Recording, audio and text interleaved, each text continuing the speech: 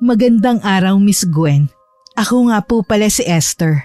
40 anyos na sa kasalukuyan. Gusto ko sanang ibahagi ang naging karanasan ko nung minsan magtrabaho ko bilang isang kasambahay. Ipagpaumanhin niyo sana kung hindi ko nababanggitin ang lugar na pinangyarihan, pati na rin ang probinsya na aking pinagmulan. Esther! Esther! Nasaan ka ba? Halika nga muna rito. Ano po yun, Ate Lydia? Kanina pa kita tinatawag bakit hindi ka sumasagot? Pasensya na po, nasa banyo ako kanina. Hindi ko po narinig ang pagtawag niyo. O siya, may mga ibibilin ako sa'yo kaya kita tinatawag. Aalis muna ako. Birthday ngayon ng isang anak ko. Pupunta ako ron at kasama ko si Maricel. Maglinis ka dito sa basement ha? Pagkatapos mong linisin ang buong bahay. Opo. At itong lahat ng santo ko gusto ko linisin mo rin. Ingatan mo, lalo na itong malalaki. Galing pang ibang bansa at mas mahal pa sa buhay mo. Mama naman. Esther, nagbibiro lang si Mama ha. Pasuyo rin pala ng kwarto ko. Pakilinis na rin. Opo, te, wala pong problema. Mga anong oras pala kayo makakauwi? Naku, baka gabi na. May pagkain naman dyan, nagluto si Mama kasi kailangan ko mag-almusal. May tinapay din kung gusto mo magmerienda. Sige po, ingat kayo. Salamat. Ikaw munang bahala dito sa bahay ha. Opo, ate. Sa totoo lang nagulat po ako nun sa tono ng pananalita ni Ate Lydia, Miss Gwen. Pero naisip kong baka nga tama si Ate Maricel na nagbibiro lang ang biyanan niya. Pagkaalis nila ng bahay, isanarado ko ang gate at sinimulan na ang paglilinis kahit nakakaramdam ako noon ng takot. Hindi naman ganun kalaki yung bahay ni na Ate Lydia, pero lumang disenyo kasi antigo. May banyo sa loob pero doon ako naliligo at umiihi sa banyo sa labas. May nakahiwalay ding bahay na dating paupahan daw. Doon ang kwarto ko sa isa pang bakanteng paupahan din na nakadikit sa mismong bahay nila. May malalaking puno sa paligid, lalo na sa may likod bahay. Pero ang pinaka nakakatakot na lugar ay yung basement. Ayoko sanang sundin ang bili ni Ate Lydia dahil natatakot ako sa mga santo niya. Merong halos kasing laki ng 2 taong gulang na bata. Merong ding kulay itim. Habang isa-isa kong nililinis ang mga yun, ay umuusal ako ng taimtim na panalangin. Mula pa kasi nung bata ako, ay may kakaibang takot na ako nararamdaman para sa mga ribulto. Kumusta, Esther? Nasunod mo ba lahat ng mga ibiniling ko sa'yo? Opo, Ate Lydia. Mabuti naman. May mga dala kami.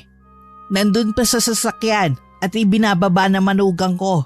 Pakitulungan mo naman ako na ipasok ang mga yun dito sa loob ng bahay. Sige po. Esther, bago ka muna magpahinga, okay lang bang pumunta ka muna sa kwarto ko? Magpapatulong din ako magpalit ng kobre kama. Wala pong problema, te. Sunod ako dyan pagkatapos kong tulungan si Ate Lydia. Maraming salamat ha. Kumain ka na ba ng hapunan? Dinalhan kita ng kaldereta, pritong manok at lumpia. May 2 slice din ng cake. Talaga po? Oo nga. Okay lang po ba kung doon ko na lang kainin sa kwarto ko? Mas maigi pa nga para maikandado ko na ang pinto. Pagod na rin ako at kailangan ko na magpahinga. Salamat po sa pasalubong, Ate Lydia. Nako, maliit na bagay. Para saan pa't magkakasama tayo rito sa bahay kung hindi tayo magmamalasakit sa isa't isa, hindi ba? Hindi naman ako nagtagal sa kwarto ni Ate Maricel. Pagkatapos naming maayos ang kama, pumunta naman ako sa kusina para kunin ang pasalubong sa akin ni Ate Lydia. Habang kumakain ako ng gabing yon ay masaya ako. Panatagan loob ko dahil napunta ako sa mga mabubuting amo. Yun bang tao ang trato sa kasama sa bahay at hindi katulong o alila? Nasabi ko rin nun sa sarili ko na baka hindi ako maghanap ng ibang trabaho. Dahil okay naman ang napasukan ko. Ate Lydia, may sasabihin po sana ako. Ano yon? Medyo nag-aalala po kasi ako sa pinto ng kwarto ko dahil sira na yung kandado. Oo nga pala, hindi ko pa napapaayos. Pero wala ka naman dapat ipag-alala. Walang mga ngahas pumasok dito sa bahay namin kahit mababa ang bakod at kayang akyatin.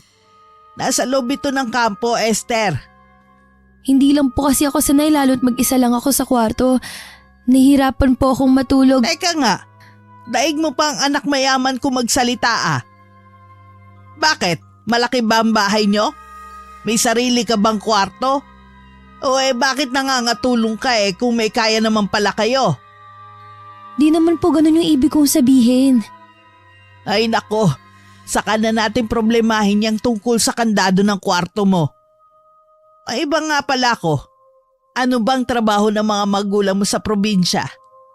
Simpleng may bahay lang po si nanay. Si tatay naman po, foreman sa construction. Pero 4 na taon na po siyang nakakulong. Nakakulong? Opo. Anong kaso? Alam mo bang dati akong warden? Nagretiro na lamang dahil sa edad at saka pinatigil na ako sa trabaho ng mga anak ko. Lalo na si Marlon. Hindi po nabanggit ni Ate Maricel. Ano nga ang kaso ng tatay mo? Hindi naman po kasalanan ni tatay. Pinasok kami sa bahay, ipinagtanggol niya lang po kami. Bakit siya nakulong? Hindi ko rin po alam. Ganun po talaga siguro ang batas dito sa atin. Kawawa naman pala. Hayaan mo't baka kahit makapanganak si Maricel baka kailanganin niya pa rin ng kasama. Di ba isang probinsya lang naman ang pinagmulan ninyong dalawa? Opo. Usapan yata nila ng anak ko dun muna si Maricel sa probinsya pagkapanganak niya. Matanda na ako. Mahirap kung ako pa mag-aalaga sa kanilang mag-ina. Sasabihin kong ikaw na rin ang kuning yaya ng apo ko para naman hindi ka mawalan ng trabaho. Kahit may mga pagkakataong nanunuya bigla si Ate Lydia, ramdam ko pa rin yung pagmamalasakit niya. Naisip kong baka prangka lang talaga siya, kaya minsan iba magsalita. Naging maayos ang unang buwang pagtatrabaho ko sa kanila. Mababait sina Ate Lydia at Ate Maricel. Hindi rin sila madamot o matipid sa pagbibigay sa akin ng pagkain. Gusto nga nilang libre na pati personal kong mga gamit gaya ng shampoo at sabon. Pero hindi ako pumayag dahil ayokong abusuhin ang kabutihang ipinapakita nila sa akin. Esther, nasa na yung payong nang ipinahiram ko sa'yo? Ate Lydia, pasensya na po. Naiwan ko yata sa baryo sa may palengke. Ano? Bakit ngayon mo lang sinabi sa akin? Nahiya po kasi ako. Alam mo bang paborito kong payong na yon? Kaya ako ipinahiram sa'yo para hindi ka mainitan at para hindi ka mabasa kung sakaling umulan. Tapos iwawala mo lang? Hindi ko naman po sinasadya. O sige na, bumalik ka na sa paglalaba. Kahit naman maghapon kang humingi ng pasensya, hindi na maibabalik yung naiwala mong payong. Nagulat po ako, Miss Gwen, sa biglang pagsusungit ni Ate Lydia. Pero nung mga panahong yon, alam ko namang mali ko talaga. Maingat sa gamit ang biyanan ni Ate Maricel, pero hindi ko rin naman talaga ginusto yung nangyari. Kinausap ako ni Ate Maricel sa kwarto niya kinagabihan gamit ang dialekto namin. Ang buong akala ko sa mga susunod na araw ay lilipas din ang inis niya sa akin. Pero nagkamali ako. Tawag niyo raw po ako Ate Lydia? Oo, linisin mo yung bubong. O hetong walis at sako. Pero takot po ako sa matataas na lugar. Naku Esther, wag mo nga akong artehan. Napakarami mong reklamo. Pintong walang kandado, bawal magbuhat ng mabibigat, takot sa santo. Palibasa yata satanista ka. Hindi ka kumikilala sa Diyos. O baka mangmang ka lang talaga. Sobra naman po kayo magsalita. O bakit? Nasasaktan ka? Masakit talaga ang katotohanan pero dapat mong tanggapin. Hindi ko po talaga kayo umakyat sa bubong. Tsaka di naman po to parte ng trabaho ko. Ang usapan po namin ni Ate Maricel, babantayan ko lang siya at aalalayan. Hoy Esther, Baka nakakalimutan mong anak kong nagpapasweldo sa'yo. Yun na nga po, sila lang po talagang mag-asawa ang amo ko, Ate Lydia. Bastos na pala sagot! Sino ka ba sa palagay mo, ha? Bilisan mo na dyan! Huwag mo nga akong daanin sa pag-iyak-iyak mong hampas lupa ka. Ayoko po, hindi po talaga ako aakyat. Ah, ganon, ha? Ha? Ha? Aray ko po, Ate Lydia! Ang buhok ko po masakit! Ingrata ka! Inuubos mong pasensya kung punyeta ka! Aakyat ka o kakalbuhin kita? Aakyat na po. Bilisan mo na! Leche ka, susunod ka rin pala, ang dami mo pang drama. Huwag na huwag kang bababa dito hanggat hindi mo nalilinis lahat ng kalat dyan sa bubong. Dahil malilintikan ka talaga sa aking babae ka. Takot talaga ako sa matataas na lugar lalo na kung sa may bubong, Miss Gwen. Isa pa, hindi naman talaga dapat babaeng gumawa nun. At lalong hindi parte yun ng trabaho ko kay Ate Maricel. Sobrang init ng ulo ni Ate Lydia nung mga oras na yun. Bukod sa sampal, ay sinabunutan niya rin ako. At halos kalad ka rin paakyat sa bakod na tutuntungan ko para lang makaakyat sa bubong ng bahay nila. May mga basag na bote sa ibabaw ng bakod kaya nahirapan ako at lalong natakot umakyat sa bubong. May mga kable rin ng kuryente na halos nasasagi ng ulo ko kapag bigla akong tumatayo para magwalis doon. Habang nasa bubungan ako, iyak ako ng iyak. Masamang-masama ang loob ko. Gusto ko nang umalis doon. Pero hindi naman ganun kadali lalo't wala akong ibang mapupuntahan. Mabuti sana kung makakahanap ako agad ng ibang mapapasukan. Iniisip ko rin si Ate Maricel. Maselan yung pagbubuntis niya kaya kailangan talaga ng kasama.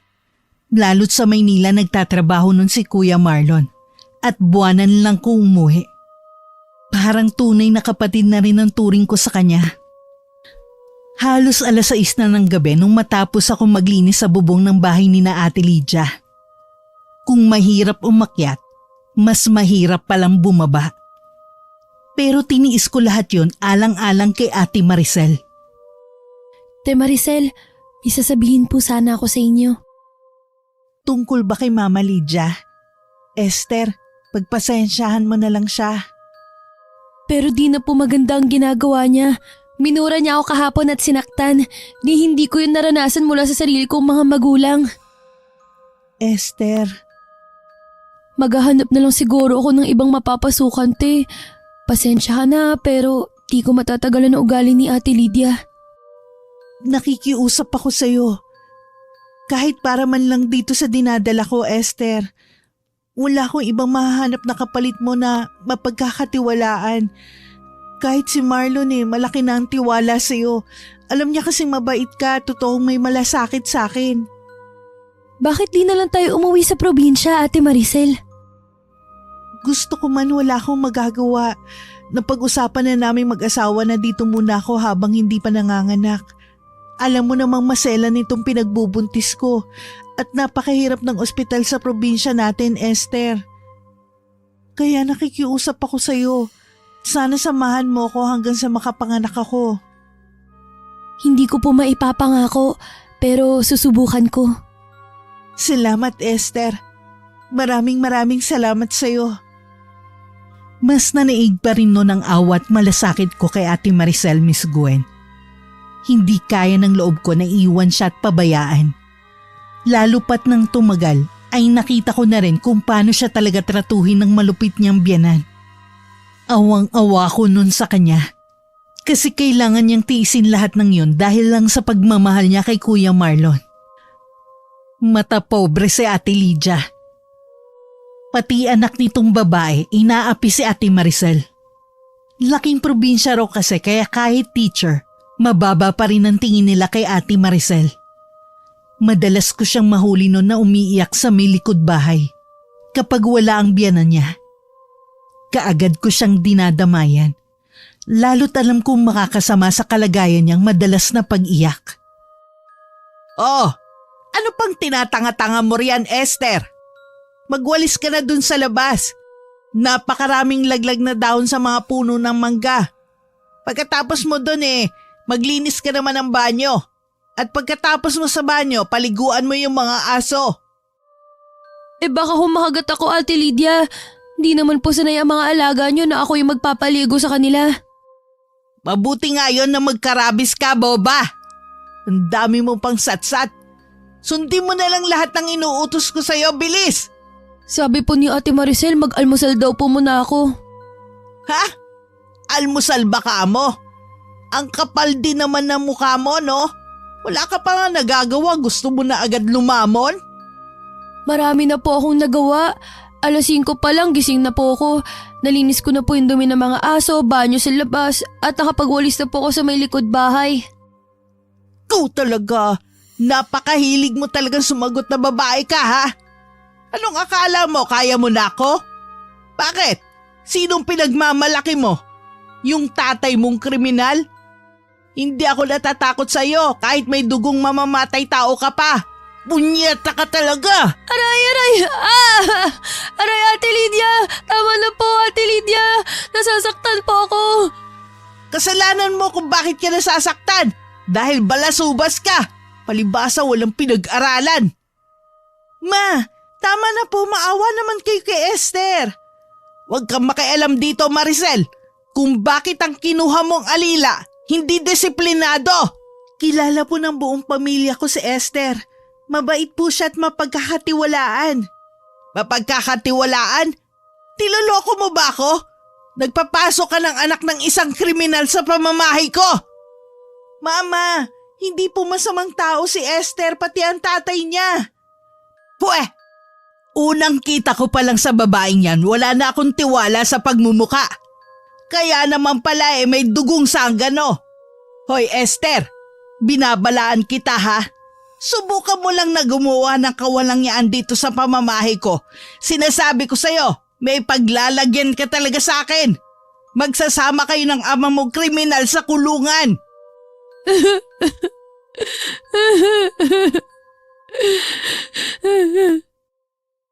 Halos kalad ka rin ako ni Ate Lydia noon palabas ng gate, Miss Gwen. Para magwali sa malawak na manggahan. Inabot ako doon ng ilang oras. Pinatapos niya sa akin lahat ng trabaho. At hindi ako pinakain ng almusal pati na rin ng tanghalian. Mabuti na lamang at may naitago kong 2 biskwit sa damitan ko. Pero binilisan ko ang pagkain dahil maya't maya ay tinatawag ako ng malupit na matanda. Mabuti na lang din mabait yung mga alagang aso. Hindi ako kinalmot o kinagat habang pinaliliguan ko ang mga ito. Kinagabihan, palihim akong dinalhan ng pagkain ni Ate Maricel sa kwartong tinutuluyan ko. Naubos ko yun dahil sa sobrang pagod at gutom.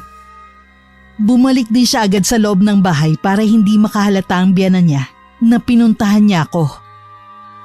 Dahil sa dami ng ginawa ko nung araw na yon, pinalipas ko lang ang kabusugan ko at pagkatapos ay humiga na ako.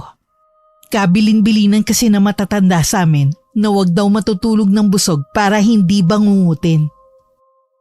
Hoy, babae ka! Bakit nakahilata ka pa riyan?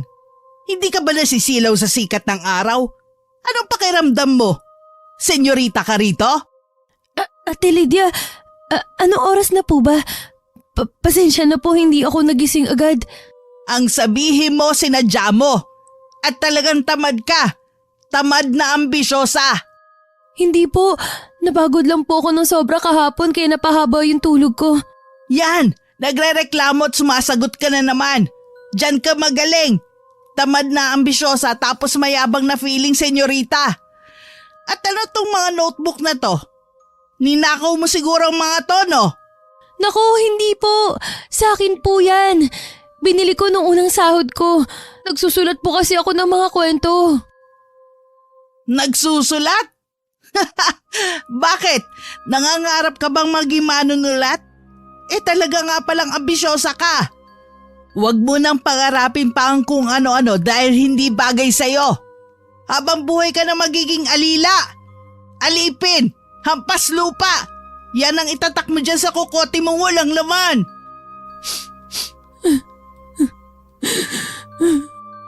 Alam mo, dapat sa mga notebook na to sinusunog eh. Huwag po, Ate Lydia. Mahalaga pong mga gamit yan.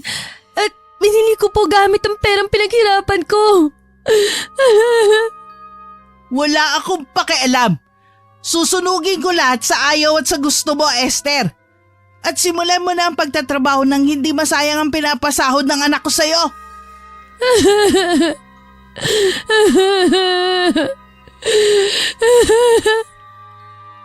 Wala nga akong nagawa ng sunugin na matandang mga notebook ko.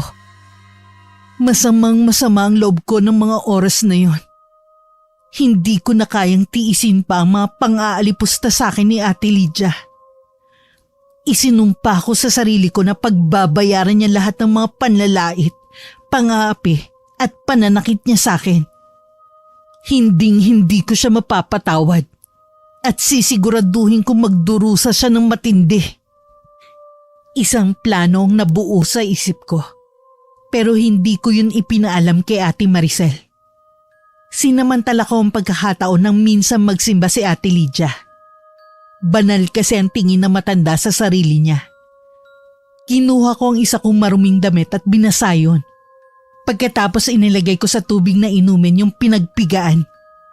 May mga naririnig kasi akong kwento noon sa probinsya namin na ganun daw ang ginagawa ng mga nangangamuhan sa Maynila na pinagmamalupitan ng mga amo nila. Hindi ko alam kung totoo nga yun at epektibo. Pero ang mahalaga, sinubukan ko. Pagkatapos ng hapunan, naghugas ako ng mga pinagkainan namin ni Ate Maricel. Siniguro kong hindi siya makakainom ng tubig na para lamang sa kanyang biyenan. Lalabas na sana ako nang makisuyo siya na ipagplansya ko ng bestidang isusuot kinabukasan dahil kukonsulta siya sa doktor niya. Habang nagpaplansya ako sa kwarto ni Ate Maricel, biglang pumasok si Ate Lydia. Hindi namin namalayan ang pagdating nito dahil nalibang kami sa pagkukwentuhan. Kanina pa kayo, Mama?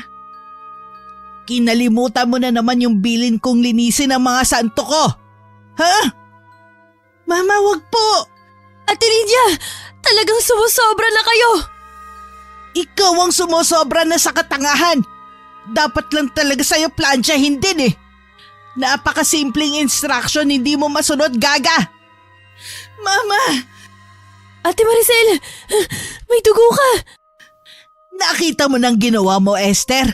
Malas ka talaga eh. Ano pang tinutunganga mo dyan?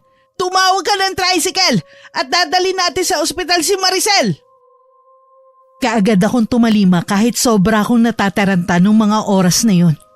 Bukod sa takot ako sa dugo, nag-aalala rin ako kay Ate Maricel at sa dinadala niya. Nang sa wakas ay makakuha na ako ng masasakyan namin, bumalik ako sa loob ng bahay para ipaalam yung kay Ate Lydia. Pero sa halip na isama ako, nagpasya siyang iwanan na lang ako para may bantay sa bahay at sa mga aso. Huwag na huwag ka magnanakaw ng kahit ano dito na iintindihan mo.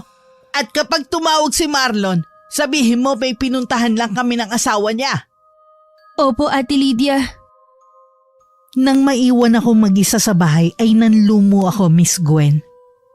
Maya-maya naaalala ko yung tungkol sa nilagay ko sa tubig. Hindi ko alam kung nakainom na ba si Ate Lydia o hindi pa. Medyo nangihinayang ako nang maisip ko na pumalpak ang plano kong painumin siya gamit ang paraang alam ko. Pero mas mahalaga pa rin sa akin ang kaligtasan ni Ate Maricel nung mga oras na yon. May ibang pagkakataon pa naman para makaganti ako sa malupit niyang biyanan. Nang tumawag si Kuya Marlon ay sinunod ko yung bilin sa akin ni Ate Lydia. Hindi ko ipinaalam sa amo kong lalaki ang nangyari sa asawa nito. Kinabukasan biglang umuwi si Ate Lydia. Kumuha ito ng mga gamit ni Ate Maricel. Nagluto rin ng matanda ng pagkaing dadalhin sa ospital. Mabuti na lamang at nakapaglinis kaagad ako ng bahay bago ito dumating. Kamusta na po si Ate Maricel?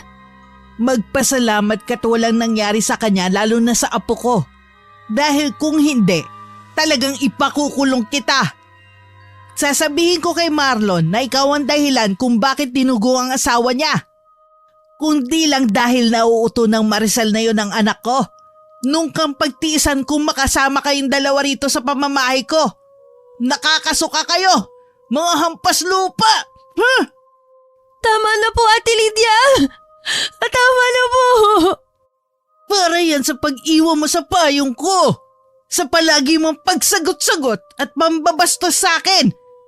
Sa mga sakit ng unong dinudulot mo sa akin. Salot ka sa buhay ko, Esther! Salot ka!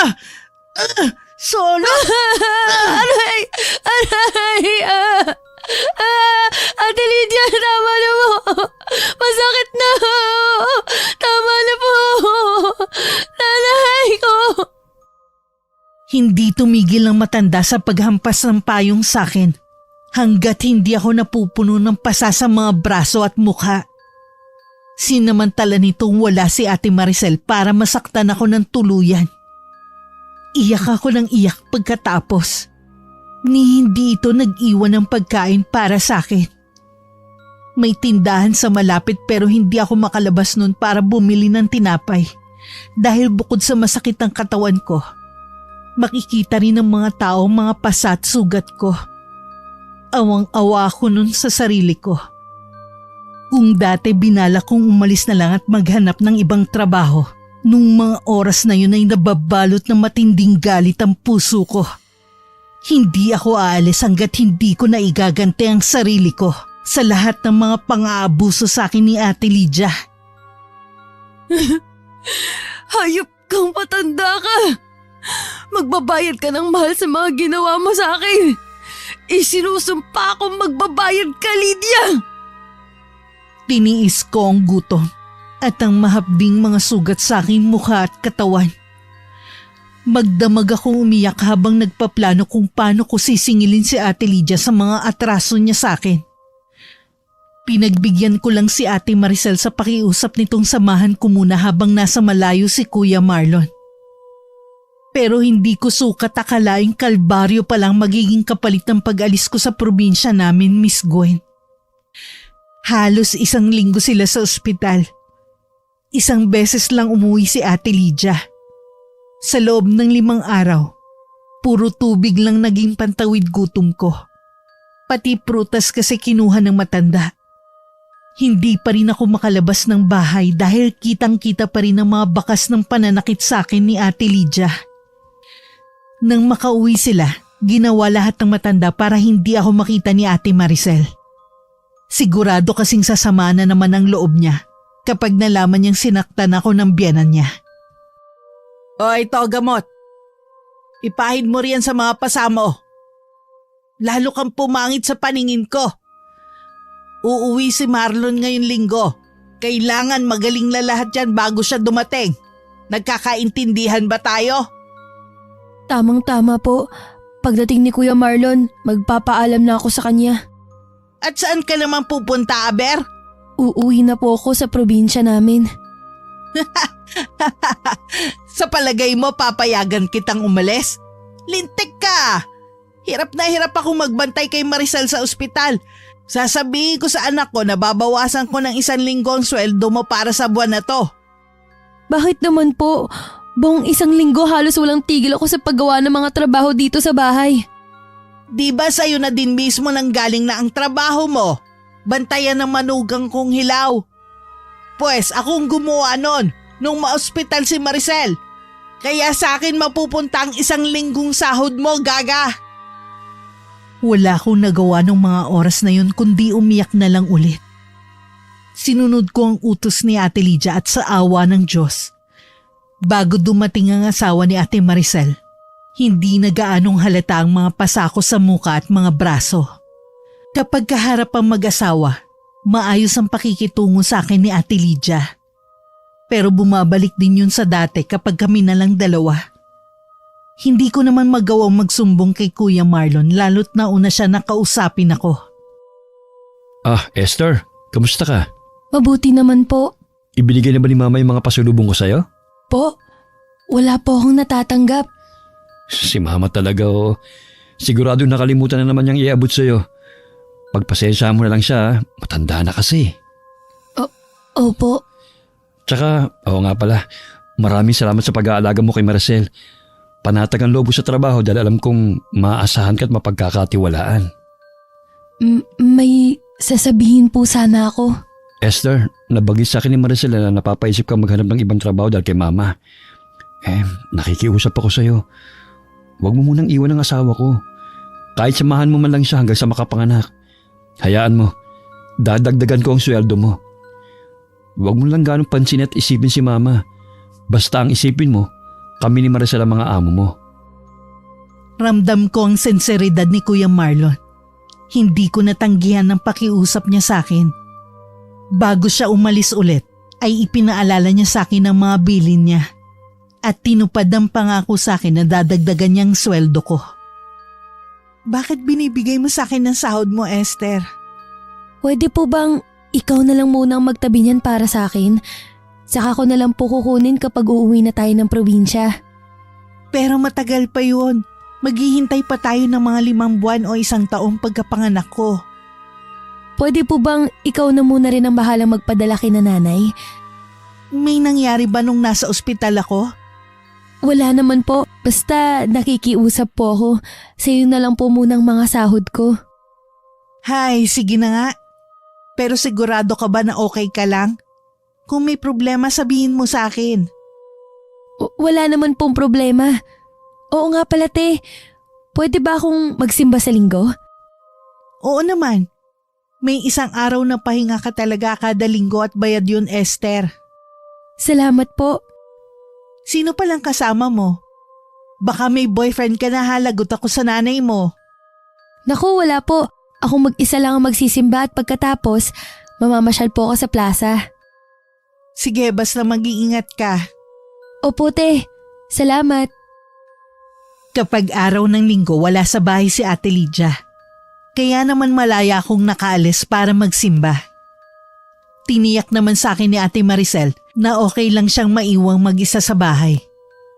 Nangako rin akong hindi ako magtatagal sa bayan. Habang nasa loob ng simbahan, nagdasal ako ng taimtim, Miss Gwen.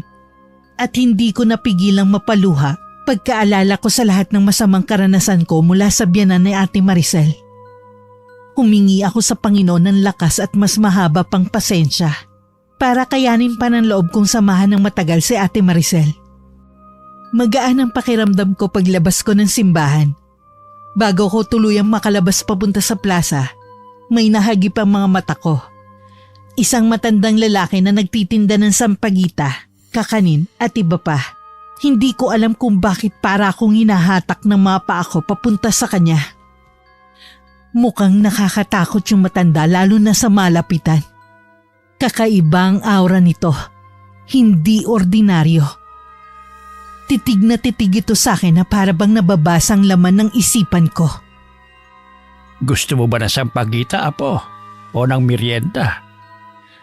Magkano po yung sampagita, Lolo? Ay, dahil mabuti ang kalooban mo, libre na lang para sa'yo. Po, naku, magbabayad po ako, Lo. May tao kang gustong gantihan. Po, Pwede kitang tulungan. hindi ko po kayo maintindihan, Lolo. Nakita na kita kaninang papasok ka pa lamang sa simbahan. Malungkot ang aura mo. Mabigat. May namumuong matinding galit sa puso mo na kailangan mong mailabas. Lolo. Huwag ka nang umiyak. At huwag ka na matakot.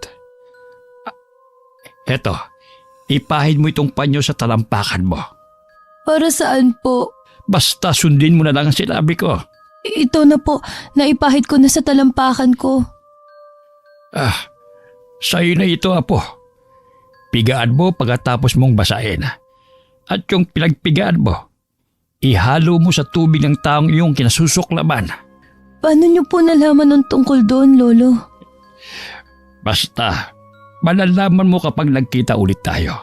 Sigurado kong babalik ka ulit dito para hanapin ako. Kahit gulong-gulong ang isip ko ng mga oras na yun, sinunod ko pa rin ang mga sinabi sa akin ng matandang lalaki. Pagdating ko sa bahay, natuwa ako nang malamang wala pa rin si Ate Lydia. Kumuha ko ng tiyempo para mapigaan ng galing sa panyong bigay ng matanda, yung tubig na inumin ng biyana ni Ate Maricel. Nakaramdam ako ng pananabik ng mga oras na yon. Hindi na ako makapaghintay pa sa pag-uwi ni Ate Lydia.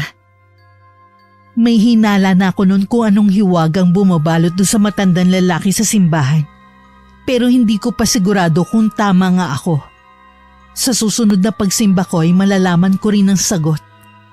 Basta ang tanging mahalaga sa akin ng mga oras na yon ay mapainom ko kay Ate Lydia ang tubig na pinigaan ko ng panyo. Nilinis mo ba ang pinakamamahal kong santo sa basement, Esther? Ate Lydia, nakalimutan ko. Nakalimutan mo o sinadya mo? Mababawasan ang pagiging banal ko dahil sa katangahan mo. Lilinisin ko na lang po bukas. Anong bukas? Ngayon mo lilinisin. Doon ka sa basement magdamag. Hindi kita palalabasin doon hanggat hindi ka natatapos sa paglilinis sa mga santo ko. Pero, Ate Lydia, ayoko pong makulong sa basement kasama ng mga santo. Mas mainam yon. Para naman mahawahan ka kahit konti ng kabanalan ko. Hala, sige na. Kumilos ka na dyan. Bilisan mo ang pagkuha ng walis at pandakot tsaka basahan kung ayaw mong masaktan na naman. Ate Lydia, ayoko po dito. Ate Lydia! Mabulok ka dyan, gaga ka. Lagi mo na lang kinalilimutan ng mga santo ko. Sana naman paglabas mo dito, matino ka na. Baka sakaling kasihan ka dyan ng magandang espiritu nang sa gayon, hindi mo na pasasakitin lagi ang ulo ko. Ate Lydia! Parang awa mo na mo. Huwag niyo ako kikulong dito, Ate Lydia!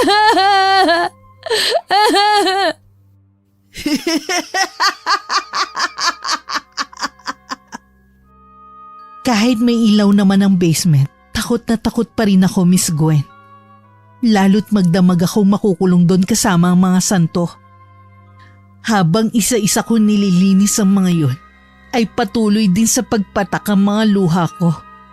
Nahiling ko noon na sana habang nasa basement ako, mainom na ni Ate Lydia ang inihanda kong tubig para sa kanya. Nang sa ganun ay makaganti na ako sa lahat ng kalupitan at pang-aabuso niya sa akin. Kahit pagod at antok na ako noon, ay tinapos ko pa rin ang paglilinis sa mga ribulto. Pagkatapos naupo ako sa sulok ng basement at umiyak ako ng umiyak. Hanggang sa hindi ko na malayang nakatulog na pala ako. Naalimpungatan ako dahil sa mahinhing tapik sa aking balikat kinabukasan. Ate Maricel? Magandang umaga, Esther. Halika na, sabayan mo ako mag-almusal. Ang mama mo? Tulog pa kaya bilisan na natin. Pasensya na talaga, Esther. Bumawi ka na lang ng tulog mamayang gabi. Huwag ka mag-alala, ate. Okay lang ako. Ikaw yung mas inaalala ko. Kayo nang dinadala mo, te. Maayos kami. Inaalagaan ko ang sarili ko.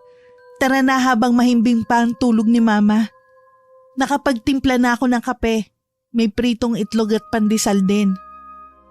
Kumain ka ng marami, ha? Salamat, ate. Kagaya ng bili ni Ate Maricel, binilisan lang namin ng pagkain ng almusal. Parehas kami nag-aalala na baka maabutan kami ni Ate Lydia sa kusina. Nagboluntaryo si Ate Maricel na siya na ang bahala sa mga plato. Ako naman ay nagsimula ng maglinis ng bahay pagkatapos ko maghilamos. Nagulat ako nang pagbalik ko sa kusina si Ate Maricel ang nagluluto. 11:00 na yun ng umaga pero tulog pa rin daw ang biyanan niya. Bigla akong kinabahan, Miss Gwen. Naalala ko yung matandang lalaki sa simbahan at yung panyong binigay nito sa akin. Pinigilan kong mapaiyak na maisip ko na baka patay na si Ate Lydia. Hanggang sa bigla ko siyang narinig na nagsasalita mula sa aking likuran. Mukhang masarap yung niluluto mo, naka. Mama, gising ka na po pala. Naamoy ko kasi yung niluluto mo. Ano ba yun? Tinola po. Parang gusto ko kasing humigop ngayon ng mainit na sabaw. Kain na po kayo ng almusal. Hindi na. Tanghali na rin naman. Hihintayin ko na lang yung tinola mo. Teka, nag-almusal na ba tong si Esther? Opo. Isinabay ko na kanina. Binuksan ko na rin po yung basement para makalabas na siya. Ganun ba? Ay, salamat naman. Tinanghali kasi ako ng gising eh. Ewan ko ba kung bakit napahaba yung tulog ko. Ngayon lang nangyari to. Naku ma, sa sobrang pagod niyo po siguro. Oh, luto na po tong tinola ko. Esther, pakitulungan mo naman ako maghain oh. Opo ate. Kumain ka ng marami, Esther. Parang namayat ka. Baka mamaya pagbalik mo ng probinsya, sabihin ng nanay mo na ginutom ka namin dito. Opo. Aba, napakasarap po palang magluto ng tinola anak ah. Kaya naman pala na in love sa'yo si Marlon ko. Pasado po bang lasa ma? Oo naman. Ituro mo rin kay Esther ang mga sangkap nito ha. Para kung sakaling bigla siya mag-asawa eh. Marunong na magluto ng masarap na tinola. Hindi pa naman po ako mag-aasawa eh. Ano ka ba? Hindi mo masasabi ang kapalaran. Mamamalaya mo na lang bigla na may asawa at anak ka na pala. Kaya dapat handa ka na. Tama ang sinabi ni Mama Esther.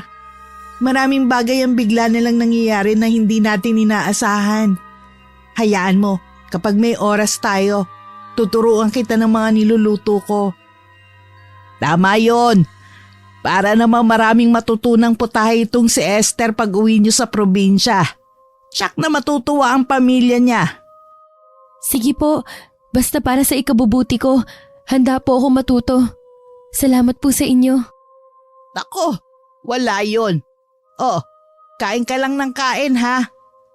Huwag kang mahihiya, Esther. Nagulat kami ni Ate Maricel sa biglang pagbait ni Ate Lydia. Pero nung mga oras na yon, duda pa ako kung umepekto na nga sa kanya yung nilagay ko sa tubig niya. Hindi rin kasi ako sigurado kung nainom niya nga yun. Isa pa, madalas ganun yung matanda. Akala mo bumait na pero maya-maya, parang inaaligan na ulit ng dyablo sa sobrang sama ng ugali. Hanggang sa buong 1 linggo nang ganun si Ate Lydia. Para makasigurado, nagpaalam ako ulit kay Ate Maricel na magsisimba. Pero sa halip na sa simbahan, doon agad ako dumiretso sa matandang lalaki sa may bangketa na nagtitinda ng mga kakanin at sampagita. Lolo? Tumalab na ang orasyon, hindi ba? Hindi ko po alam. Sigurado yon, Apo. Ni minsan, hindi pa pumalya si Lolo. Ano na po ang gagawin ko? Pagkakataon mo na para makaganti sa taong umabuso sa kabaitan mo. Sa taong trinato ka na masahol pa sa hayop. Pero bumait na po siya. Natural. Dahil sa epekto ng gayuma at orasyon. Maitim talaga ang budhi ng taong yon. Kaya huwag kang palilin lang sa kanya. Iganti mo na ang sarili mo, Apo. Nakokonsensya po ako, Lo.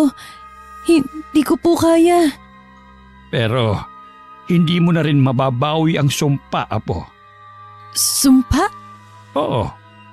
Kinulam ko siya para sa'yo. Kulam? Tabang narinig mo. Isa akong mangkukulam. At dahil tinulungan kita, nakasanla na ngayon ang kaluluwa mo sa demonyo. Kaya gawin mo na mga pagpapahirap sa taong may atraso sa iyo. Hindi mo na maaaring bawiin ang sumpa. Dahil kapag ginawa mo yon, babalik sa iyo ang kulam. Ikaw ang mamamatay. Paanong... Hindi ito totoo. Totoo ang lahat ng ito, Apo. Hindi ka man lang ba magpapasalamat na tinulungan kita? Hindi po ako masamang tao, Lolo. Alam ko yon. Pero gusto mong gumanti sa tao yon, hindi ba? Naisip ko lang po yun ng mga panahong masama ang loob ko at magulo ang isip. Huwag ka na makonsensya pa, Apo. Hindi dapat kaawaan ng mga taong gaya ni Lydia.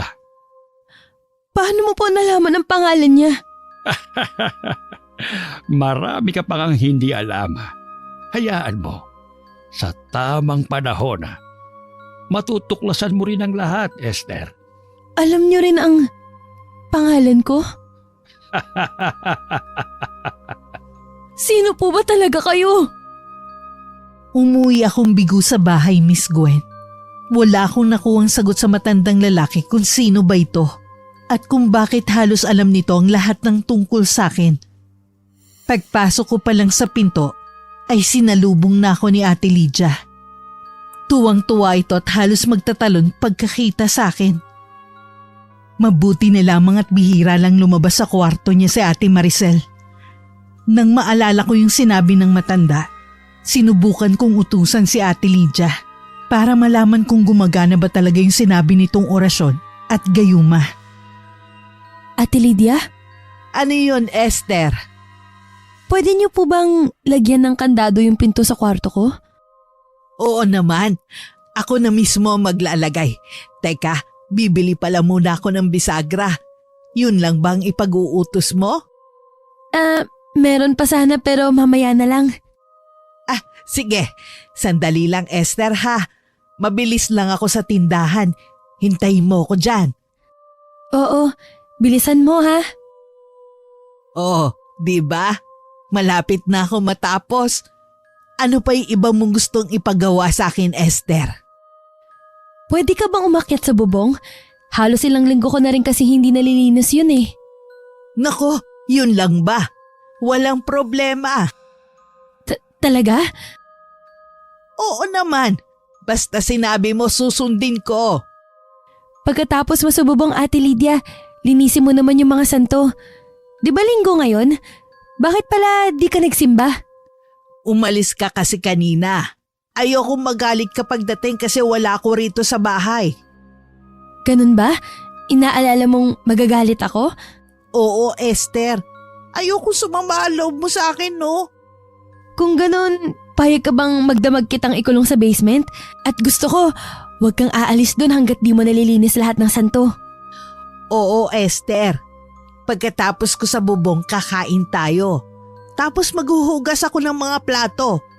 Tapos, pupunta naman ako sa basement para linisin yung mga santo. Ang bait mo naman, Ate Lydia. Sana lagi kang ganyan. Sana noon ka pa ganyan. Hindi na sana tayo umabot sa puntong kailangan kitang gantihan. May sinasabi ka ba, Esther? Wala. Sabi ko, bilisan mo na dyan dahil ayoko ng babagal-bagal. Nung araw na yon, nakumpirma kong totoo nga ang sinasabi ng matanda sa bangketa. Nung una gusto ko lang subukan kung talagang ang gumagana. Pero nang makita ko ang epekto kay Ate Lydia, bigla akong nakaramdam ng kakaibang saya. Halos hindi ako makapaniwalang napaamo ko siya at napapasunod sa lahat ng sabihin ko. May isang gabing inutusan ko siyang doon matulog sa kulungan ng mga aso at ginawa naman niya. Pigil lang paghalaka ko sa loob ng aking kwarto ng mga oras na yon. Pero binantayan ko si Ate Lydia. Ginawa kong lahat para hindi makahalata si Ate Maricel. Gabi-gabi kong pinipigaan ng marumi kong damit ang inumin niya at dahil doon, palaging tanghali na akong magising siya, Miss Gwen. Pero wala ngang lihim na nananatiling lihim. Dahil hindi ko maitatago na matagal kay Ate Maricel ang mga kakaibang nangyayari sa kanyang biyanan. Inutusan ko si Ate Lydia na kainin ng dumi ng mga alaga nitong aso at gaya ng dati, mabilis na sumunod ang matanda. Malapad ang pagkakangisi ko habang pinapanood ko siyang sarap na sarap sa pagkain. Pero nang makita kong papunta sa likod bahay si Ate Maricel, ay dali-dali akong pumasok sa banyo at nagkunwaring naliligo. Mama! Anong ginagawa niyo? Esther! Esther! Ma! Ano ba kayo? Anong nangyayari sa inyo? Bakit niyo ginagawa yan? Bakit ba? Bakit ka ba umiiyak, anak? Ang sarap kaya. Gusto mong tikman? Ito hati tayo. Ayoko, ma. Hindi po pagkain yan, dumi ng aso yan! Esther, asan ka ba? Te Maricel, bakit po? Si Mama, hindi ko alam kung ano nangyayari kay Mama. Ate Lydia, tama na po yan. Tigilan mo na ang pagkain yan. Pasensya na Esther ha, huwag ka na magalit. Hindi na ako uulit. Ano nangyari kay Mama? Paano ko to ipapaliwanag kay Marlon kapag nalaman niya? Hindi ko rin po alam, te. Hindi kaya senyalis yan o simptomas sa pag-uulyanin? Pero ngayon lang ako nakaengkwentro ng gaya ng kaso ni Mama. Parang hindi normal. Ano kaya kung tumawag ka na magtatawas? Te, di ko po alam kung saan dito makakahanap ng ganun. Di ko naman kabisado tong lugar. Hayaan mo, babantayan ko na lang si Ate Lydia. Huwag ka nang masyadong mag-alala at baka makasama pa sa kalagayan mo. Esther, kahit alam kong ayaw sa akin ni Mama, parang tunay na ina na rin ang turing ko sa kanya. Hindi kaya ng loob kong makita siyang ganyan. Alam ko naman yun. Tahan na, te. Ako na bahala kay Ate Lydia. Humanga ako sa kabutihan ng puso ni Ate Maricel, Miss Gwen. Sa kabila ng lahat, hindi niya pa rin magawang magtanim ng sama ng loob sa kanyang malupit na biyanan. Pero magkaiba kami ng sitwasyon. Hindi niya dinanas ang mga naranasan ko kay Ate Lydia. Hindi lang ako nito sinaktan ng pisikal at emosyonal. Inalipusta din ng paulit-ulit ang pagkatao ko. At ang pinaka hindi ko mapapatawad na ginawa nito sa akin ay ang pang-iinsulto sa tatay ko. Noong mga panahong yon, tuluyan na rin nabalot ng galit ang buong pagkatao ko. Naging uhaw ako makaganti sa lahat ng mga atraso sa akin ni Ate Lydia. Bukod sa dumi ng aso, inutusan ko rin itong inumin ng sarili nitong ihi. Pero parang kulang pa lahat ng yon, Miss Gwen. Hindi pa rin ako kontento sa mga pang-aapi ko sa matanda. Gusto kong samantalahin ng pagkakataong yon na tumatalab pa ang orasyon at gayumang ginamit dito ng matanda. Kahit paano naman ay pamilyar ako sa mga barang at kulam. Yung may mga insektong lumalabas bigla sa katawan ng isang tao. Pwedeng galing sa tenga, sa ilong, sa mga mata. May mga kaso rin namang sa bibig nagmumula o sa bituka. Pero mas nagustuhan ko ang paraan ng pangungulam ng matanda sa bangketa. Nahahawig yun sa kulam na gamit ay buhok na ninakaw sa taong gusto mong gantihan. Ang epekto, unti-unti itong mawawala sa katinuan at gagawa ng mga bagay na sa hayop mo lang makikita. Gaya ng paggapang at pagtago sa mga kagubatan. Mas gusto kong pahirapan na matagal si Ate Lydia. Yung tipo maghihirap at magdurusa siya ng matindi bago malagutan ng hininga. Nararapat lang yun sa mga malulupit at matapobreng gaya niya. Nang sumunod na araw ay nagulat ako dahil biglang dumating sa bahay si Kuya Marlon. Ma, umuwi ako para dalhin ka sa doktor. Kailangan malaman natin kung anong talagang nangyayari sa'yo. Doktor? Ayoko! Dito lang ako! Magagalit si Esther tsaka sino ka ba? Hindi kita kilala! Ayoko sumama sa'yo! Esther! Esther, paalisin mo siya! Kukunin niya ako! Ate Lydia, siya po si Kuya Marlon. Bunso niyo. Kuya Marlon? Oo, Mama. Ano bang nangyayari sa'yo? Maayos ka pa naman nung huling uwi ko ah. Esther, saan ba huling nagpunta si Mama bago siya nagkaganyan? Sa pagkakaalala ko po sa simbahan, Kuya. Kinabukasan po, nagbago na lang siya bigla. Hindi kaya nanuno si Mama? O na maligno? Marcel, hindi kami naniniwala sa mga ganyan. Pinanaki kami ni Mama na Diyos lang ang pinaniniwalaan. Kung patitignan ko man siya, sa doktor lang at hindi sa mga albularyo o magtatawas. Pasensya na. Sana bumalik na sa dati si Mama. Walang inaksayang oras si Kuya Marlon. Palibhasa'y nakiusap lang to sa boss na uuwi dahil emergency. Dinala nito sa doktor si Ate Lydia. Naiwan naman ako sa bahay kasama si Ate Maricel. Hindi ko alam kung pinaghihinalaan niya ba ako Pero siguro naman ay hindi. Kilala naman niya ang pamilya namin. Alam niyang wala kaming lahing mangkukulam at wala ring nakakaaway sa probinsya. Wala rin akong nararamdaman takot ng mga panahong yon dahil ibinabalik ko lang kay Ate Lydia ang mga ginawa nito sa akin. Mas masahol nga lang dahil habang tumatagal, mas nauuhaw ako sa paghihigante. Kung hindi lang mabait sa akin si Kuya Marlon, ay marahil nadamay din ito sa galit ko sa nanay nito. Laylay ang mga balikat ng amo kong lalaki nang umuwi sa bahay. Ayon daw sa doktor ay hindi pa naman nakikitaan ng mga sintomas ng pagiging ulyanin si Ate Lydia. Naging palaisipan tuloy sa mag-asawa ang nangyayari sa matanda. Pero hanggang bumalik ulit si Kuya Marlon sa trabaho, hindi ito nakumbinsi ni Ate Maricel na patingnan sa albularyong ina. Lihim kong ikinatuwa yun, Miss Gwen. Nung sumunod na linggo ay nagpaalam ako muli kay Ate Maricel na magsisimba. Ayaw sana niyang pumayag dahil nag-aalala siya sa biyenan niya. Pero sa huli ay nakumbinsi ko rin siya.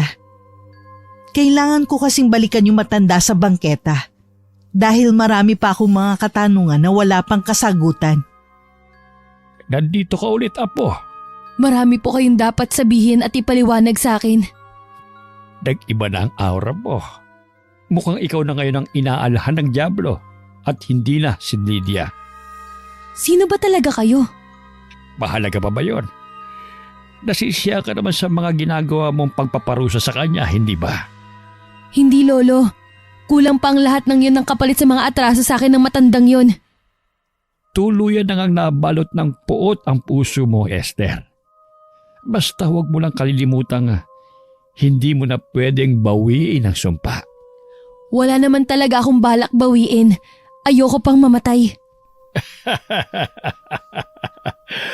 Iba nga talaga ang nagagawa ng galit sa isang tao. Ang dating busilak mong puso ay nababalot na ngayon ng kadiliman. Paano kapag nalaman nila ako ang may kagagawan ng nangyayari kay Ate Lydia, Lo? Ikaw ba? At may pruweba ba sila? Esther, maraming kaaway ang matandang yon. Dahil marami siyang nasagasaang tao. Maraming nilait at inabuso. Hindi lamang ikaw. Naging daan ka lamang upang tuluyan siyang maparusahan sa lahat ng kanyang mga kasalanan. Katulad ng dati, naiwang palaisipan sa akin ng mga sinabi ng matanda. Nakalimutan ko ring itanong kung anong pangalan nito. Habang nasa biyahe, ay abala ako sa pagpaplano sa mga susunod kong ipapagawa kay Ate Lydia. Pagdating ko sa bahay ay nagulat ako sa narinig kong ingay mula sa loob. Si Ate Lydia pala. Pumapalahaw ng iyak dahil hinahanap ako. Nang makita ko ng matanda ay mabilis itong tumakbo palapit sa akin at niyakap ako. Naitulak ko to nang maramdaman kong nasira ang damit ko. Parang asong ulul si Ate Lydia. Naglalaway at nanlilisik ang mga mata. Bago pa tuluyang sumama ang pakiramdam ni Ate Maricel ay napakalma ko na ang matanda. Bumalik ito sa maamong kilos at itsura. Nang sabihan ko tong umupo lang sa sofa, ay agad itong tumalima na parang isang maamong tupa. Hindi ko na talaga alam ang gagawin ko kay Mama Esther. Hindi naman niya tayo sinasaktan, te. Mas mabuti na nga yan kaysa dati. Anong ibig mong sabihin? Naisip ko lang po, baka karma yan ni Ate Lydia. Malupit kasi siya at mata pobre. Esther! Pasensya na, te. Pero nagsasabi lang ako ng totoo. Hindi kaya may nakaaway siya tapos may ginawa sa kanya? Kung kulam, hindi dapat ganyan. Ibig kong sabihin, may kinalaman yun sa mga insekto sa pagkakaalam ko. Paano kung ibang paraan ang ginamit kay Ate Lydia? Baka gusto siyang pahirapan muna bago patayin. Hindi na ako natutuwa sa mga sinasabi mo. Opinyon ko lang naman yun, te. Wala rin naman akong alam sa mga kulam-kulam na yan. Pero tignan mo ang biyanan mo. Tahimik lang naman siya. Parang napakabait at napakaamo. Sana talaga. Walang ibig sabihin ng nangyayari kay Mama. Kahit hindi na siya bumalik sa dati basta walang masamang mangyari sa kanya. Saka pa lang ako tuluyang mapapanatag. Hayaan mo te, isasama ko si Ate Lydia sa mga dasal ko. Salamat, Esther. Kahit naging napakalupit sa'yo ni Mama, hindi ka pa rin nagtanim ng galit sa kanya. At salamat kasi hanggang ngayon sinasamahan mo pa rin kami dito. Aalis lang ako dito kapag okay ng lahat, Ate Maricel. Hindi na nakita ni Ate Maricel ang pagguhit ng ngisi sa aking labi. Tumalikod na kasi siya para bumalik sa kwarto niya. Nahagip ng mga mata ko ang payong sa may salas. Kaya may nabuo na namang masamang plano sa isip ko nung mga oras na yon. Hinintay ko munang makatulog si Ate Maricel bago ko niyaya ang biyanan niya sa likod bahay. Doon na inutusan ko itong hampasin ng sarili gamit ang paborito nitong payong. Dahil doon ay nagsipagtahulan ng mga alaga nitong aso. Kaya lalong uminit ang ulo ko, Miss Gwen. Maingay sila, Lydia. Nakakarindi sa tenga. Patayin mo sila. Patayin mo sila gamit yung hawak mong payong. Ngayon na. Masusunod, Esther. Lalong nag-ingay ang mga aso ng paghahampasin ng mga ito ni Ate Lydia ng payong. Sa pag-aalala kong baka magising si Ate Maricel, inutusan ko ang matanda na gumamit ng bato para mas mabilis. Kaagad itong kumuha ng malaking tipak ng bato sa may hardin at isa-isang pinukpok sa ulo ang mga alaga nito. Hindi tumigil si Ate Lydia hanggat hindi nababasag ang mga bungo ng 3 hayop. Pati ang mga katawan nito ay dinurog ng matanda. Blanko lang ang ekspresyon ko habang pinapanood ko ang ginagawa niya. Ayoko sanang idamay ang mga alaga nila, pero mas lalong ayoko malaman ng amo ko ang mga ipinagagawa ko sa biyanan niya. Masunurin ka talaga, Lydia. Pero alam mo namang hindi pwedeng makita ni Ate Maricel ang mga yan, di ba? Baka ma-hospital ulit siya. Magagalit sa'yo ang anak mong si Marlon. Baka palayasin ka niya dito sa bahay. Anong gagawin ko, Esther? Linisin mo yung mga kalat mo at bilisan mo. Bahala ka na kung saan mo sila itatapon. Basta, dapat walang maiwang bakas. Maliwanag ba, Lydia? Oo, Esther, maliwanag. Kapag hinanap sila ni Ate Maricel, sabihin mo, di mo alam na baka nakawala nang hindi natin namamalayan. Oo, tatandaan ko. Sandali lang ha. Lilinisin ko muna tong mga kalat ko. Mabilis ang mga kilos ni Ate Lydia. Ingat na ingat din itong huwag makalikha ng ingay. Nang matapos niyang linisin ang mga dugong nagkalat sa lupa at sa kulungan, ay ipinatuloy ko sa kanyang pananakit sa sarili gamit ang payong. Sige lang, Lydia. Sige pa. Huwag kang titigil hanggat di napupuno ng mga sugat ang katawan mo. Dapat lang na maranasan mo ang mga ipinaranas mo sa akin.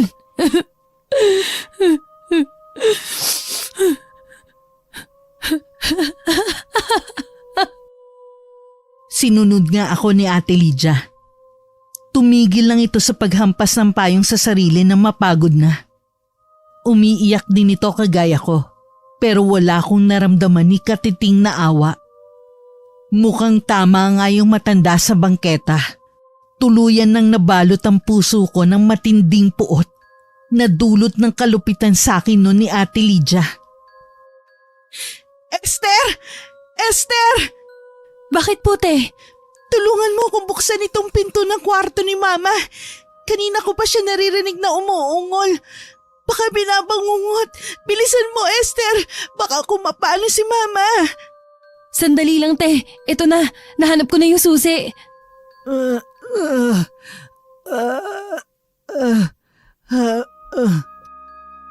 Ma? Mama? Huwag na kayong pumasok, te. Ako na lang gigising sa kanya. Hayaan mo ko, Esther. Mama?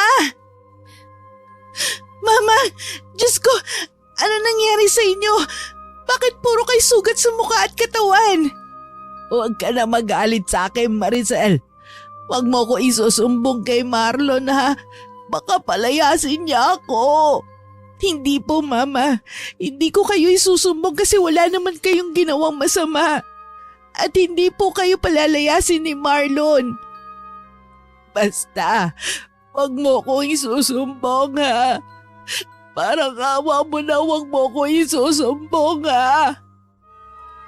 Opo Mama, huwag ka nang umiyak. Esther, tulungan mo akong gamutin ang mga sugat ni Mama. Mukhang tama ang sinabi mo. Baka may kumukulam nga kay Mama. Agtalikod ko sa kanilang dalawa ay napangisi ako, Miss Gwen. Hindi na ako paghihinalaan ni Ate Maricel. Dahil kumbinsido na siyang kulam ang dahilan ng mga nangyayari sa kanyang biyenan. Ang hindi niya alam, kulam naman talaga at may kinalaman ako doon. Tinulungan ko pa rin siyang gamutin si Ate Lydia, kahit ako naman talaga ang may kagagawan kung bakit ito napuno ng sugat sa buong katawan. Bago rin matapos ang araw na yon, nalaman ni Ate Maricel na nawawala ang mga alaga nilang aso. Ma, nasaan ang mga alaga natin? Nakawala ba? Pinakawalan mo po ba? Hindi ko alam. Wag mo ko isusumbong kay Marlon. Wala akong kasalanan. Hindi ko sila pinatay. Hindi ko sinasadya, Maricel. Ano pong ibig niyo sabihin? Ayoko silang patayin. Mahal ko mga alaga natin, alam mo yan. Pero maingay sila. Naririndi ang tenga ko. Kaya ano, Ma? Kaya pinatay ko sila. Pinukpok ko ng bato sa ulo tsaka sa katawan. Tapos itinapon ko sa basurahan. Diyos ko, bakit ba nangyayari ang lahat ng to? Pero wag mo ko isusumbong kay Marlon ha. Maniwala ka. Hindi ko sinasadyang patayin sila. Hindi ko na alam kung anong gagawin ko sa inyo. Hindi ko na alam kung kakayanin pa ng utak ko mga problema dito sa bahay. Hindi makakain ng gabing yon si Ate Maricel. Sobrang panlulumo ang naramdaman niya nang malaman ang ginawa ng biyenan sa mga alaga nila. Ayaw naman niyang ipaalam pa kay Kuya Marlon ang nangyari para hindi ito mag-alala. Dahil ayokong may mangyaring masama sa amo kong buntis, pinalipas ko muna ang ilang araw bago ko isinagawa ang susunod kong plano. Nang sa tingin ko'y nakalimutan na ni Ate Maricel ang tungkol sa mga alaga nilang aso, kinausap ko ulit si Ate Lydia sa may likod bahay. Lydia, pumunta ka sa basement mamaya. Maglilinis ba ako ulit doon, Esther? Hindi. Gusto ko, basagin mo at wasakin ang lahat ng mga santo naroon. Wala kang ititira kahit isa. Sige, pero baka magalit si Marlon. Baka palayasin niya ako, Esther. Hindi siya magagalit dahil walang magsusumbong. Ikaw, hindi ka ba magsusumbong? Bakit ko naman gagawin yon? Magkakampi tayo, Lydia. Lahat ng mga ginawa mo, nasaksihan ko. Pero di ba wala akong ibang pinagsabihan? Sikreto lang nating dalawa. Marunong akong magtago ng sikreto, Lydia. Ikaw ang hindi. Kasi sinabi mo kay Ate Maricel na pinatay mo yung mga alaga nyo. Huwag ka na magalit, Esther. Hindi ko na uulitin yun. Mula ngayon, lahat ay magiging sikreto lang natin. Talaga? Oo, Esther. Pangako. Sige, aasahan ko yan ha. Iniwan ko si Ate Lydia sa basement pero hindi ko yun ikinandado. Maya-maya pa'y narinig kong nagsimula na siyang basagin ng mga santong pinakaiingatan niya. Napahalakak ako habang nasa may likod bahay. Ang pobreng matanda. Siya rin palang sisira sa mga gamit na ipinagyayabang niya pa noon sa akin. Dahil sa lakas ng ingay na nagmumula sa basement ay nagising si Ate Maricel. Nang makita nito kung anong ginagawa ng biyenan, ay sobra itong nagulat at hindi halos makapaniwala. Mama, bakit niyo po binabasag ang mga santo? Dahil mga kampo nito ng demonyo, anak. Dinadalaw nila ako sa kwarto ko gabi-gabi. Sinasakal, sinasaktan, hinahampas. Papatayin nila ako, Maricel. Kaya uunaan ko na sila. Pero Mama, hindi ba sobrang halaga sa'yo ng mga yan? Kaya mo nga pinagawa tong basement para lang dyan sa mga pinakamamahal mong santo. Oo, Pero ayoko na sa kanila dahil papatayin nila ako, Maricel. Papatayin ako ng mga batang to. Hindi po bata ang mga yan, Mama. Wala silang buhay, pero mahalagang gamit dito sa bahay. Huwag mo akong pakialaman, Maricel. Kung ayaw mo pati yung bungo mo, basagin ko. Ma! Esther! Tulong! Tulungan mo ako! Bakit Si Mama, nalilisik ang mga mata niya kanina. Muntik na niya akong sakalin kung hindi ka lang dumating. Ikaw, kampon ka rin ng demonyo. Dapat sa'yo mamatay. Ate Lydia, tumigil ka na! Pasensya ka na, Esther. Ito kasi si Maricel, pakialamera. Pero yung mga santo, ano ba talagang nangyayari sa'yo, Ma? Halika na, te. Hayaan na lang natin si Ate Lydia. Total, magamit niya naman yan. Delikado dito. Baka mamaya madisgrasya ka pa. Doon ka na lang sa kwarto mo.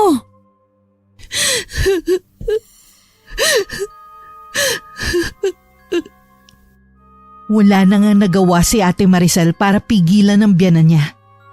Umiyak na lang siya ng umiyak sa kwarto niya.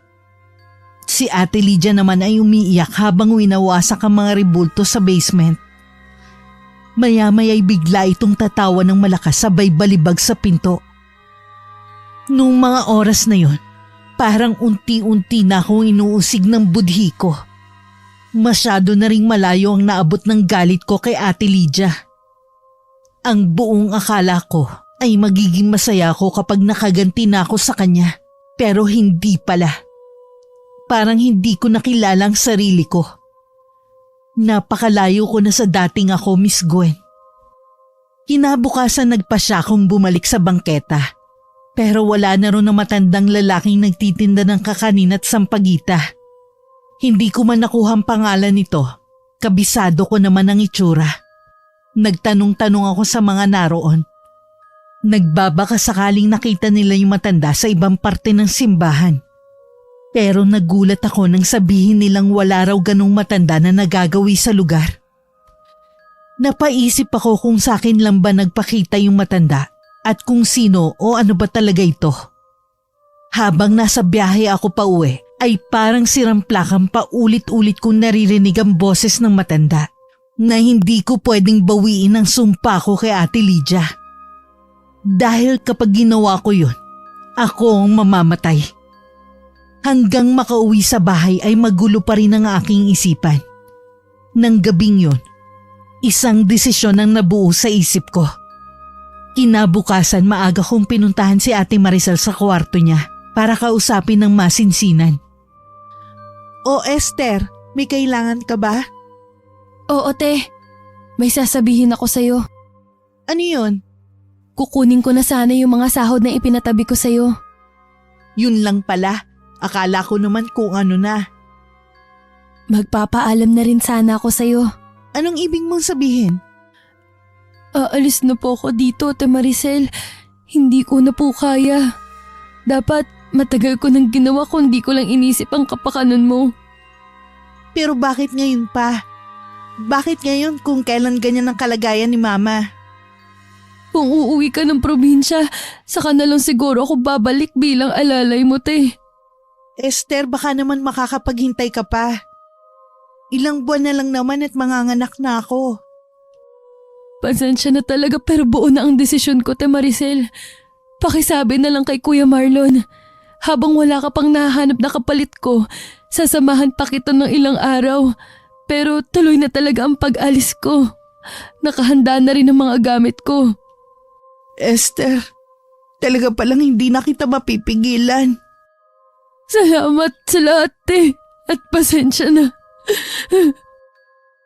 Gaya ng pangako ko kay Ate Maricel, nanatili muna ako sa bahay ni Ate Lydia hanggat hindi pa dumarating ang kapalit kong galing din sa probinsya namin. Tumutulong pa rin ako noon sa mga gawaing bahay. Pero sinabi ko kay Ate Maricel na wag na niya akong swelduhan. Nakausap ko na rin sa telepono si Kuya Marlon. Nagpasalamat siya sa ilang buwang pag-aalalay at pagbabantay ko sa asawa niya. at pinasalamatan ko rin siya sa tiwalang ibinigay niya sa akin. Napansin kong ilang araw nang matamlay si Ate Lydia. Sinadya kong iwasan ito at itinigil ko na rin ang paghihigante sa matanda. Esther, sabi ni Maricel aalis ka na raw dito. Totoo ba? Opo, Ate Lydia. Kausap mo sa telepono yung anak ko nung isang araw. Isinumbong mo ba ako sa kanya? Hindi po. Hindi ko sinabi sa kanya ang mga sikreto natin. Talaga? Opo, kaya wag na kayong mag-alala. Tsaka may papakiusap sana ako bago ako umalis. Ano yun? Sana tratuhin niyo ng maayos ang bagong kasama ni Ate Maricel. Huwag niyo sana siyang tratuhin na parang hayop gaya ng ginawa niyo sa akin. Dapat pantay-pantay lang ang pakikitungo niyo sa lahat ng tao, Ate Lydia. Kalibel niyo man sila o hindi. Esther, patawarin mo ko. Madali lang magpatawad. Mahirap makalimot. Pero susubukan ko pa rin para magkaroon ako ng katahimikan ng isipan. Mahirap mabuhay na puro galit ang nasa puso. Sana bukas hindi ka nagalit sa akin. Nagsisisi akong nagpatalo ako sa galit. Na naghangad akong makaganti sa inyo. Pero huli na ang lahat. Nangyari na ang mga nangyari. Patawad, Ate Lydia. Pero hindi ko na pwedeng bawiin ang sumpa sa iyo ng matandang lalaki sa bangketa. Siya lang ang nakakaalam kung may iba pang paraan para mabago ang kahahantungan mo. Pero hindi ko na siya makita. Malungkot kaming nagpaalam sa isa't isa ni Ate Maricel kinabukasan. Pero mas lalo akong napaiyak nang habulin ako at yakapin ni Ate Lydia. Marahil nga'y napagtanto nito ang mga kasalanang nagawa sa akin at pinagsisisihan na. Mabigat pa rin ang loob ko nang sumakay ako sa bangkang maghatid sa akin sa probinsya. Makalipas ang isang buwan, nabalitaan ko sa nanay ni Ate Maricel na nagpakamatay daw si Ate Lydia. Pero bago yun nabaliw muna ang matanda. Hanggang isang araw, natagpuan na lang nila itong walang buhay sa loob ng basement. Puno ng saksak ang buong katawan at nakahiga sa ibabaw ng mga nawasak na rebulto. Ang hinala raw ni na Ate Maricel, si Ate Lydia rin mismo ang sumaksak sa sarili nito dahil tuluyan ng tinakasan ng katinuan. Sa huli, kamatayan pa rin ang naging kabayaran sa lahat ng kanyang naging kalupitan sa akin, Miss Gwen. Iniyakan ko ng palihim ang balitang yon. Kahit naman nakauwi na ako sa probinsya namin, nanatiling sekreto ko lang ang lahat ng mga karanasan ko kay na Ate Lydia. Lalong-lalo na yung ginawa kong pagganti sa kanya. Nakita kong umiiyak ng nanay ko at nag-usisa siya kung bakit. Sinabi ko na lamang na naaalala ko si tatay. May mga gabi noon na dinadalaw ako ni Ate Lydia sa panaginip. Sigurado akong inuusig ako ng aking konsensya dahil sa aking mga nagawa.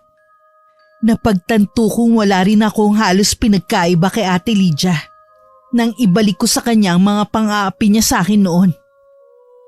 Isang araw nakatanggap ako ng sulat mula kay Ate Maricel. Lilipat daw sila ng bahay at gusto niya akong kunin na tagapag-alaga ng kanyang anak. Balak niya kasing bumalik sa pagtuturo. Hindi ako agad nakapagpasya. Pero sa huli, mas pinili ko pa rin bumalik sa kanya dahil wala rin naman akong ibang alam na mapapasukan sa syudad. Hindi ako agad dumiretso sa bahay ni na Ate Maricel. Dumaan muna ako sa simbahan para magpasalamat sa ligtas kong pagbiyahe. At nagulat ako na makita ko ulit yung matanda na ilang linggo ko ring hinanap noon pero hindi ko natagpuan.